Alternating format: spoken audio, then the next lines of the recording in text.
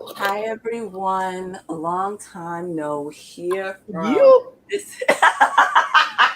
This is the Blossom and Brew podcast. I am one of your hosts, Regine L. Sawyer. I'm the coordinator and founder of the Women in Comics Collective International, WINK for short. I'm also a writer over at Lock It Down Productions, and my illustrious and amazing and talented co-host is.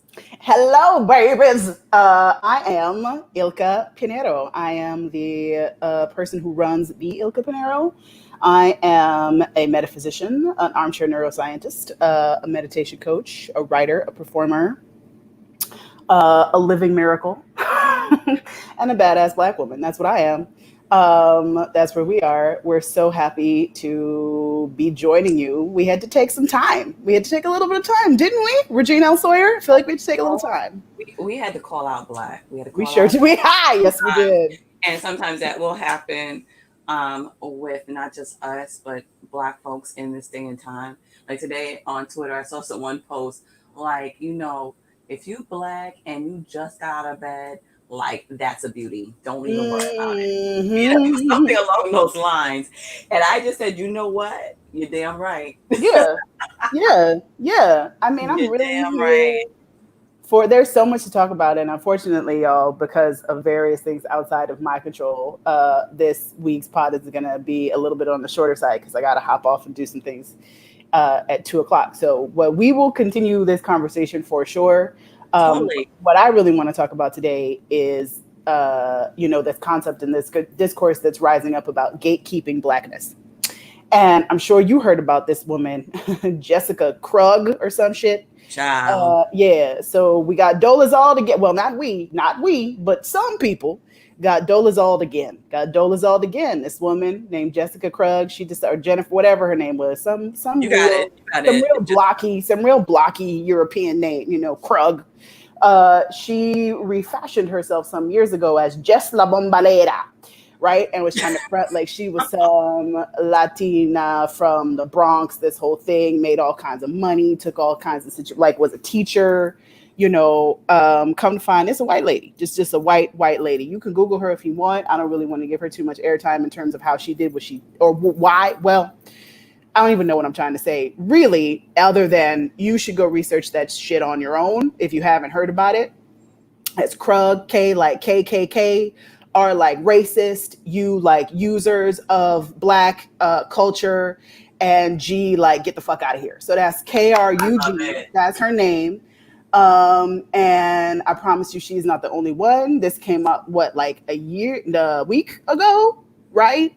On the Yeah. tails of everything else, this lady tried to call herself getting ahead of some bullshit and put out a whole Medium article talking about how she's a culture leech and so on and so forth. And the way I had never even heard of this lady prior to this, and not that I know everybody, but the way that it popped off was there is another person you and I both follow on the socials, and this gentleman is a black queer author in and of his own right. And I really, I tend to uh, align with a lot of their shared thinking and their shared perspective on stuff. And so it was through this person that I heard about this Jess La Bombalera lady. And he knew her. He knew Yeah, he her. came A out. lot So of the way academics knew her. yeah, yes. Well, his revelation of it was from a place of like he was like I'm fully devastated and shocked that this happened. I gave this person so much like like cross boosting and like offered on my platform to them and to find out that they're blah blah blah. And I was like, who's this? I was like, because I've been following you for a couple of years now and I ain't never seen you boot this person. Maybe I just missed it. So I went and I looked and I see and I was like, that's a white lady. Who was ever going to think Yeah. that that lady was anything other than a white lady with a whole bunch of mousse and a dark lip? Like, I don't understand it. Yeah. Essentially. Essentially. And then there was video of her talking about, like, on camera, talking about, like the gentrification of the Bronx and stuff. And I was like, she don't sound like nobody from the Bronx I've ever met. Not to one. And you know what got it? And somebody commented this. She said at one point, she said, fuck out of here. And the way she said it was all wrong. And they were like, and the person said, really, you didn't hear this bitch the fuck out of here? And that wasn't your first clue? Because no matter what borough you're from, New Yorkers have a very specific way of saying that phrase. It's true. It's true. Native New Yorkers. You can live here for decades on decades on decades, and that shit still won't come out the way that it will come out if your monkey ass, if Native. your human body came in on this land. Like, no. And I ride for New York. You know that. You know I take a lot of pride in being from here. Even when I'm not here, I'm just like, yeah, nah, I'm a New Yorker. Like, I'm a New Yorker before I'm American. And there is a distinction that I personally There make. is. So There is. there's something about, like, and I'm a New York nigga. Like, don't let see motherfuckers get it twisted, which again goes back to the gatekeeping blackness. But we'll get back into that for a second, because I'm real salty. I'm real salty that Take your time. Take your not time. only this lady was able to do this, but this continually happens in the, let's say, 10 days that this shit popped off. Another person has been revealed to having been done that. I think that works. I remember the guy in the comics community who fronted like he was Japanese for a while. This happens. This happens all the time. And it's not just blackness, it's other races too, but they can have their own podcast. I want to talk about us. I want to talk about when they do this shit to us. And, the fact that it's just like, I think about passing, right? And I think about how black folks have had to pass. When they have had to pass, it was why? It was for survival.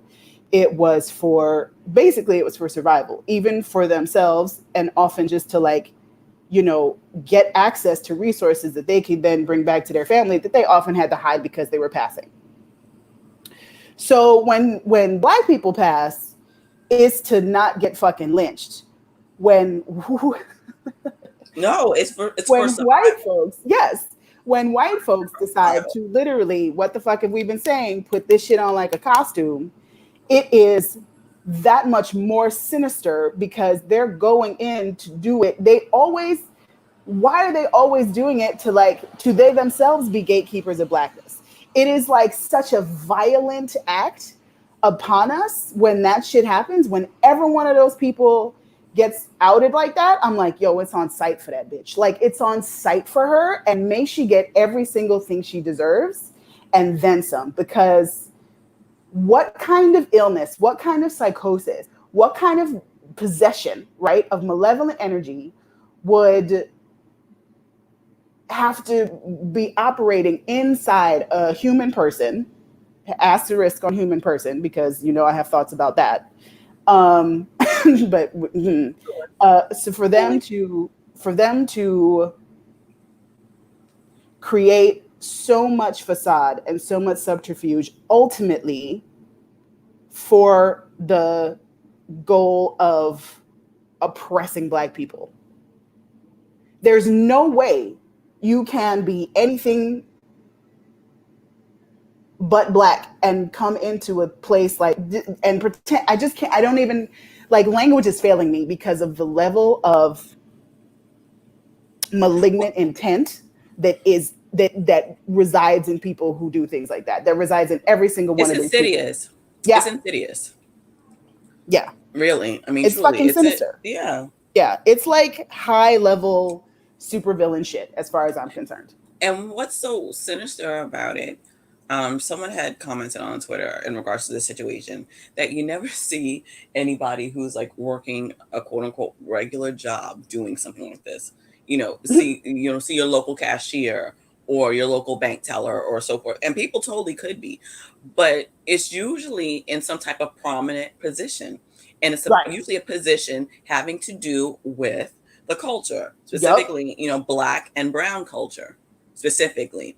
Right. It's us, an academic person, somebody who's in charge of or on the board of a community organization.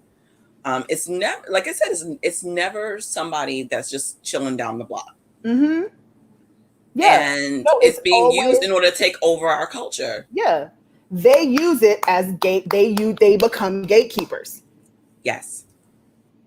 Imposter gatekeepers of our culture. Because if you think about all of the students that just this one lady, right, has harmed. Yes. think about the way she might have graded them, the way she might have critiqued them, the way she might have been in like intimate, personal, vulnerable space with them. Nah, bitch, straight to hell, under the jail. Fuck that lady. Like every her and everybody like her. And so my response to that, which may not yet be at a place of like, you know, unification, right, is to actually gatekeep blackness. Like actually, because I feel like we, because of again survival, the times we have to like pick our battles. And it's so funny because what were we just talking about, how Aries is in no, Mars is in retrograde right now, like in Aries or something. Like just it's a real, the next several months is going to be a lot of opportunities to get into conflict.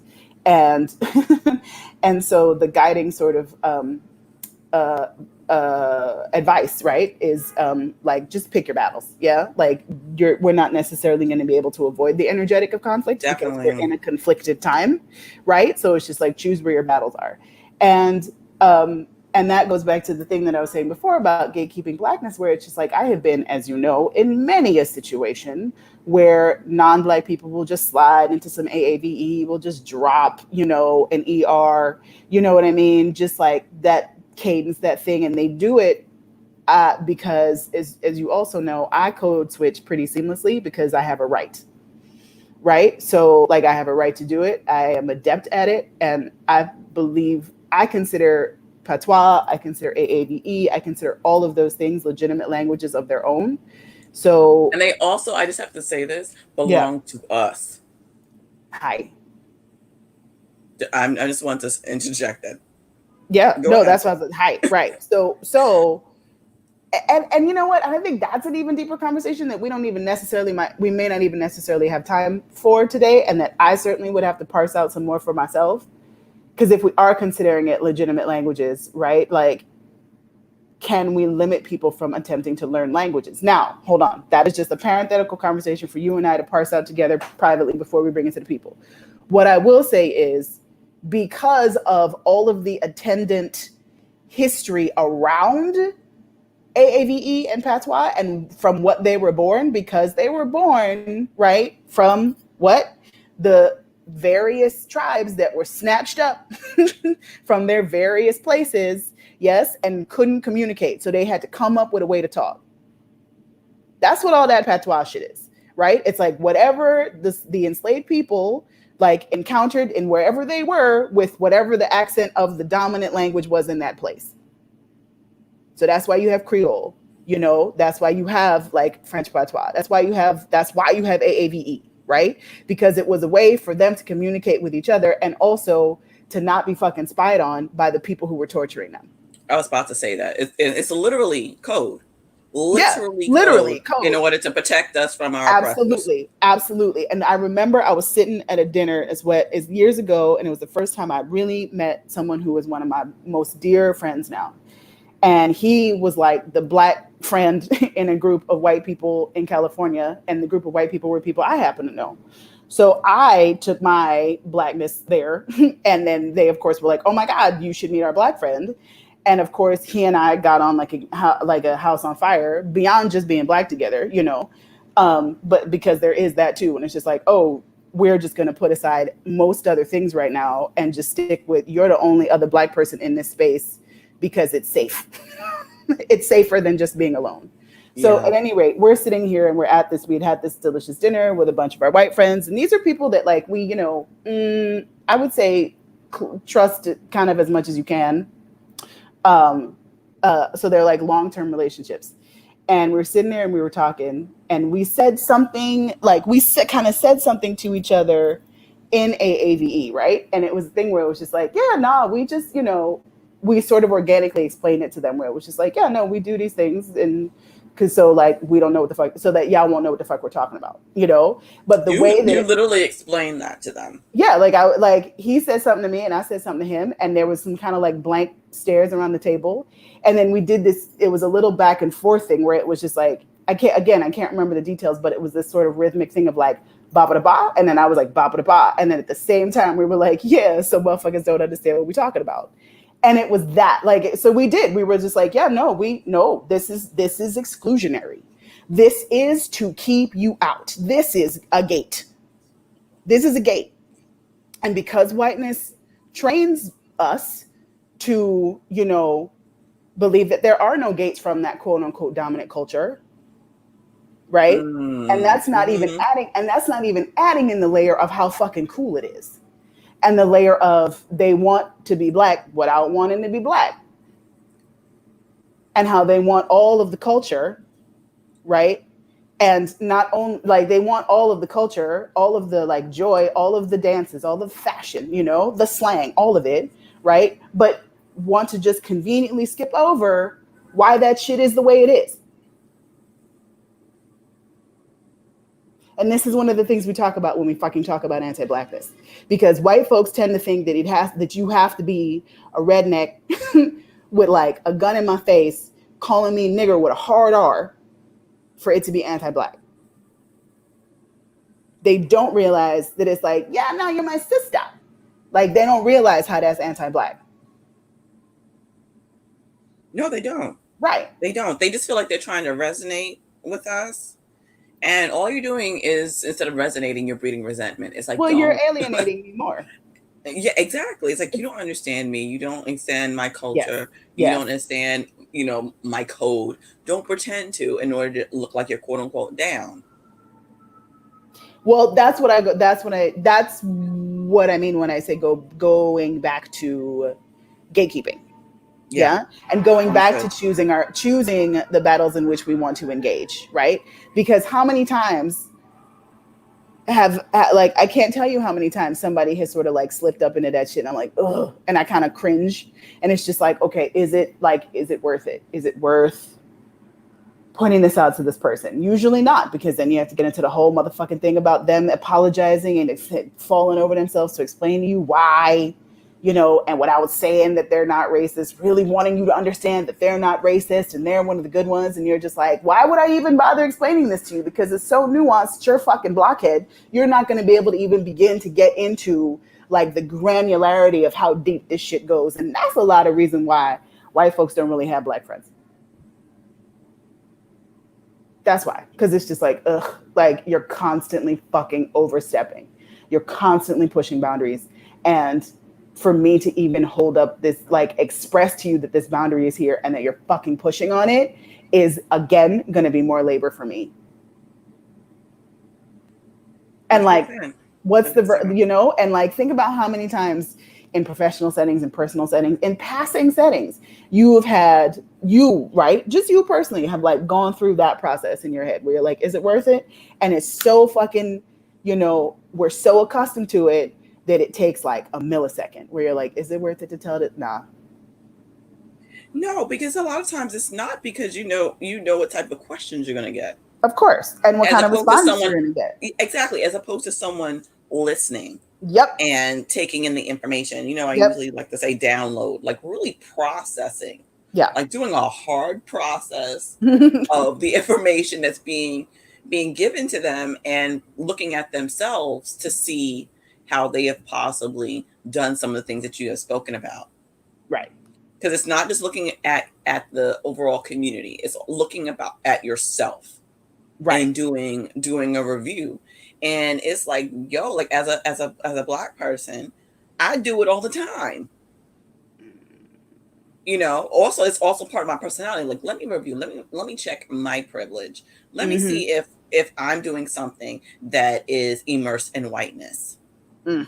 And when I say that, meaning that if I'm doing something to oppress somebody, Yeah. to hurt and harm. So I usually go to my folks and be like, look, I said this, then the third. Does this am I wrong? Am I Mm-hmm. crazy? If I am, let me fix it. Or not crazy, like misinformed. Like let me backtrack. Let me fix my perspective. So when I see other folks not doing that, they just sort of want to just glom onto the information that you Excuse me. have, and sure, and weaponize it against you. Like, I don't have time for that. So absolutely, I'm picking my battles and thinking about, is this worth talking about and discussing? I just had an issue like that last week. Mm-hmm. I feel like since the pandemic, it's almost been like a weekly or every other week issue. Just had something last week where I had to make sure that yeah, it wasn't me. I had to make sure, Mm-hmm. like, is it me? Like, did I misinterpret this? Did I do something wrong that I now have to have fixed? And just a preface, I wasn't offending anybody. I was the one being offended. Right, right, right, right. but but I still had to check myself to make sure that that I was not being unfair Hmm. in presuming certain things. And then when I have folks that are knowledgeable in certain matters are like, no, you were being gaslit. Like, Hmm. no, like that's including Ilka here. It's like, no, girl, no. So for me, if I'm doing that as a person who has been marginalized, I'm looking at other folks who are, yeah, immersed in their privilege. If you're not taking the time to do that, knowing that you're immersed in privilege, that therein lies one of the biggest problems ever. Like you Yeah. said, you don't have to be waving a gun in my face. You don't have to be straight up, straight up wearing a Klan hood. I just finished listening to big shout out to For All Nerds.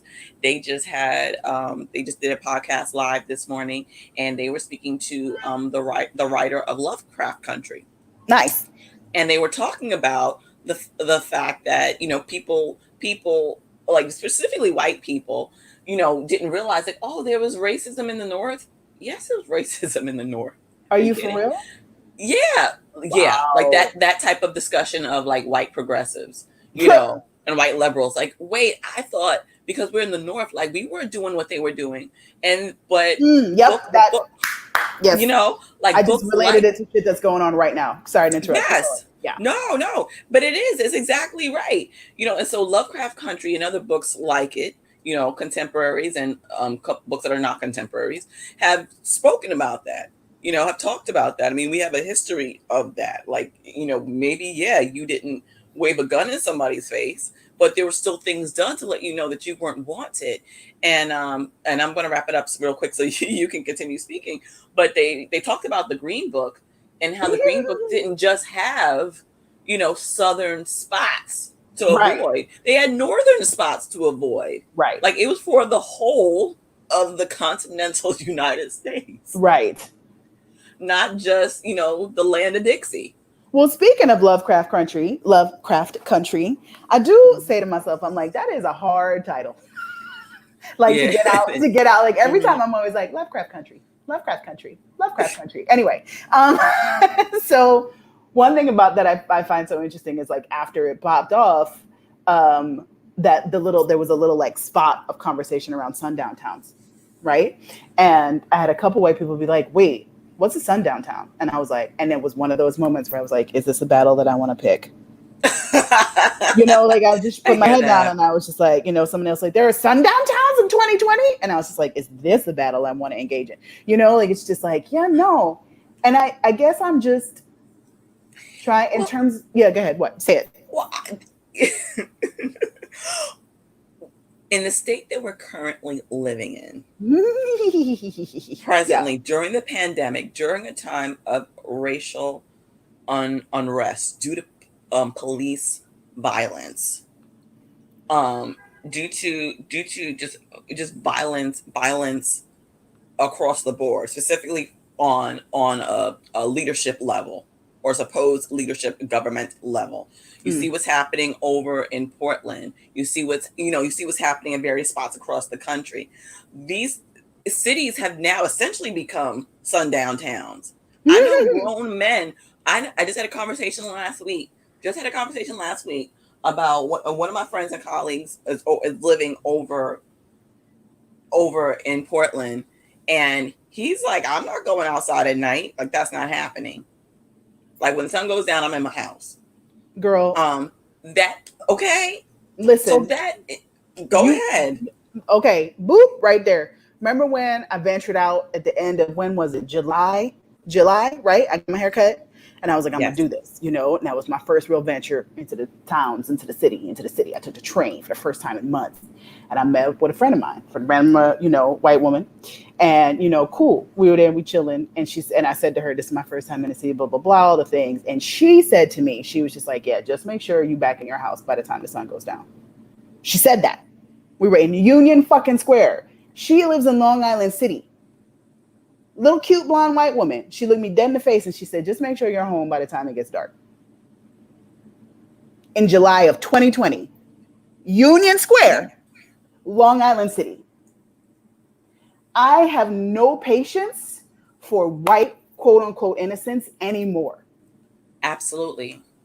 Absolutely. We're I did it done with just that last shit. night. I did it just last night. I was up in the Bronx, visiting my aunt who had been hospitalized a few weeks ago, and just checking on her. And I looked at the time. I was like, okay, it's time for me to go. Mm-hmm. And I left around 6 o'clock. Got my express bus. Got the bus and the train back to back. And I was in my house. And it takes a while to sometimes come home from the Bronx, especially the Queens. Right. And I was in my house in about an hour and a half, which is not usually not the case. Usually it takes about maybe sometimes about 2 hours. Right. But I was in the house. Well, it was dark. By 7:50 something, it had gotten dark, and I said, "Hop to it, Regine, hop to it." Put some pep Mm-hmm. in your step, And I wasn't scared, and by any stretch of the imagination, but I was aware. I said, "Let me get my little booty in the house." Yeah. If Okay, I go out like late, I'll go to, and late is like, again, after sundown, is to go to the bodega at the corner. and go back home. Yep. And they know me at that bodega. And the bodega cat in that bodega would never let anybody fuck with me. That's my baby. Sometimes I'll go in that bodega just to make out with that cat. Like last night, I went in, he was there. I said, "You working?" He said, "I got time for you." Took me to the back, let me rub on his belly, and I left. So that I say all that to say safe places, non-risky places, right?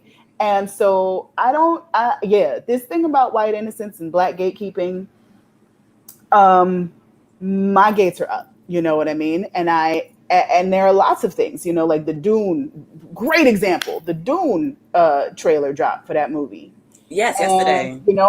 I'm excited about it. I like that story. I like the original.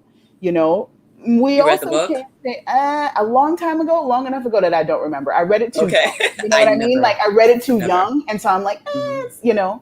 um, but I'm also just like, but this whole story is set in the Middle East, and like there's more black-ish people in it now. Like you got Zendaya, blackish, right? Mhm, mhm. But that's it. Like you still like it still is hitting like a white savior story to me, and there is again a lot of nuance in the conversation and all this and all that. And I'm seeing all these people, like I have like a couple people in my life now, like people that are like, "Dude," and there's a part of me that's like, I respect you so much and I respect your taste in art and culture and stuff. And like, this is a conversation that I would just enjoy having from like an intellectual, like creative intellectual space.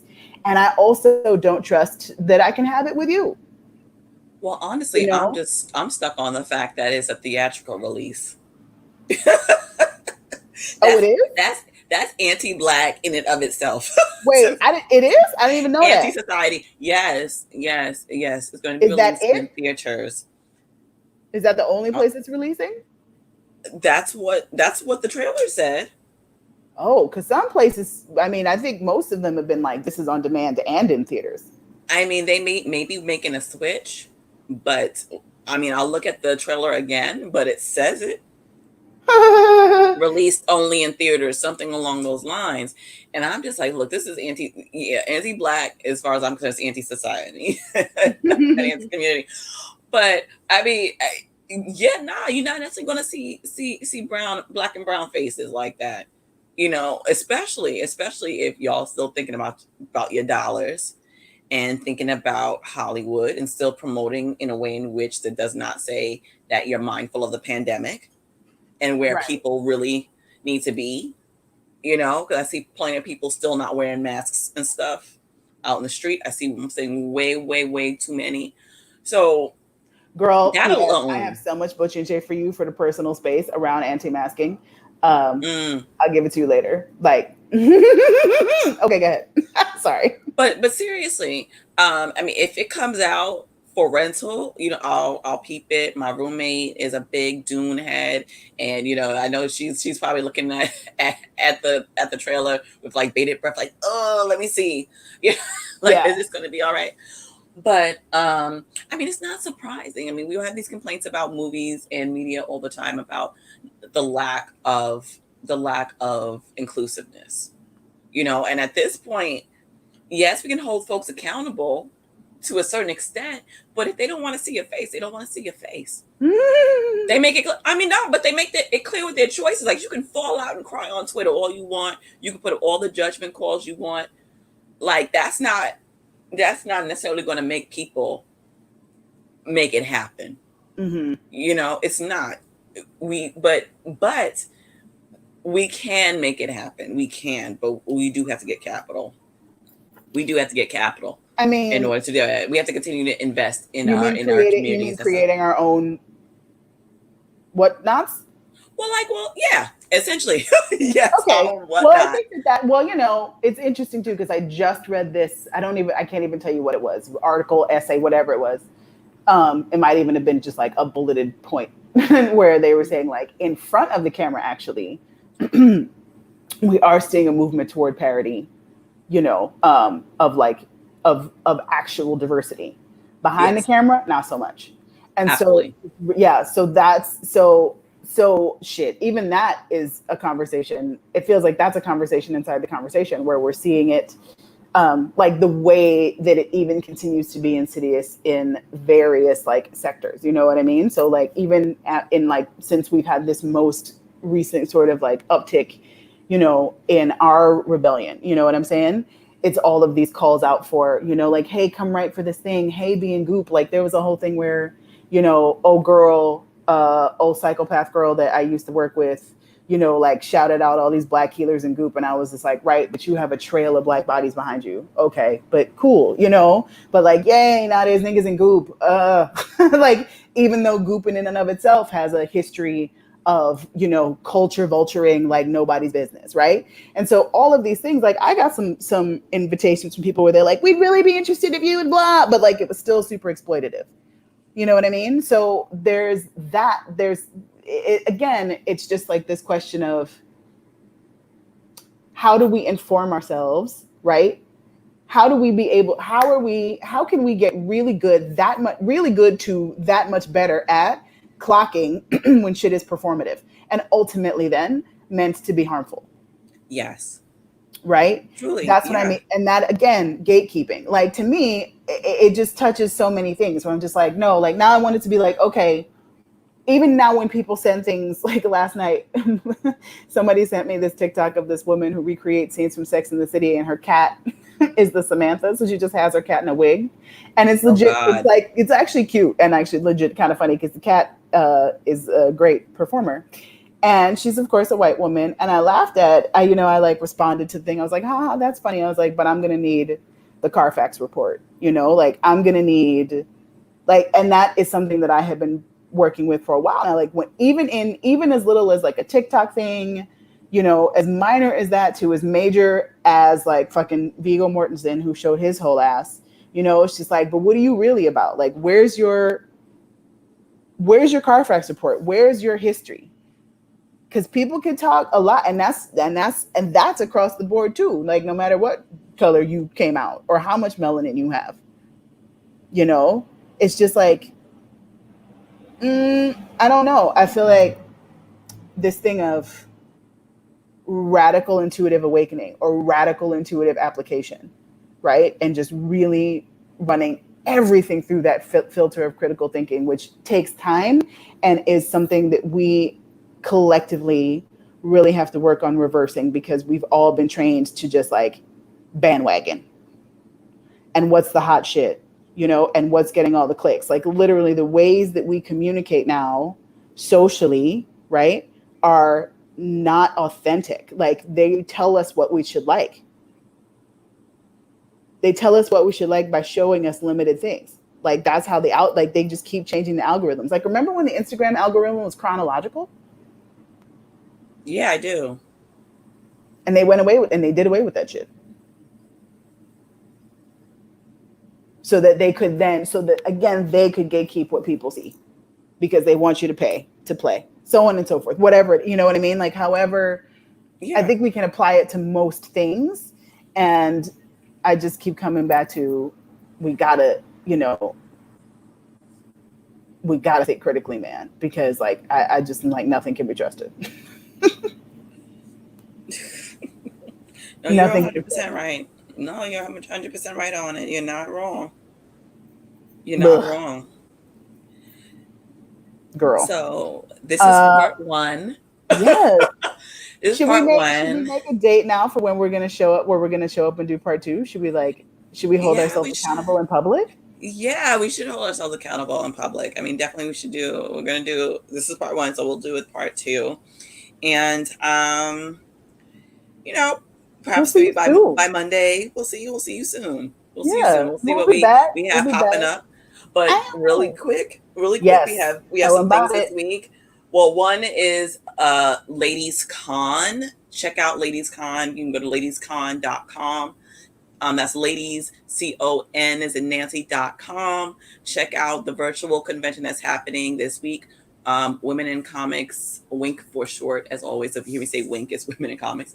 So Wink has programming via Ladies Con, and starting tomorrow, Friday, September 11th through September 13th.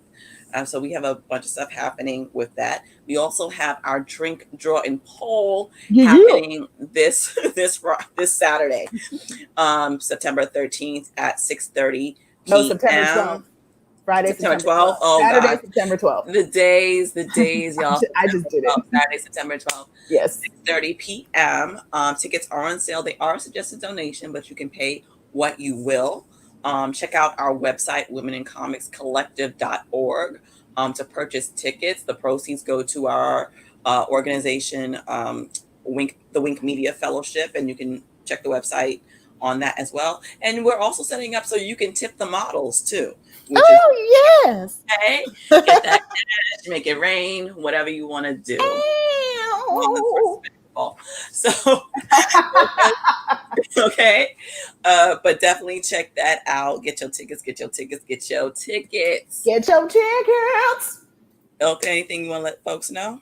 I'll tell them on the next time because I got a motor. But keep hope alive. Use your third eye, motherfuckers. Use your third eye. That's all I gotta say. That's all I gotta say. Okay. So take care. Be well, y'all. Part two is coming soon. Woo! Bye. Bye.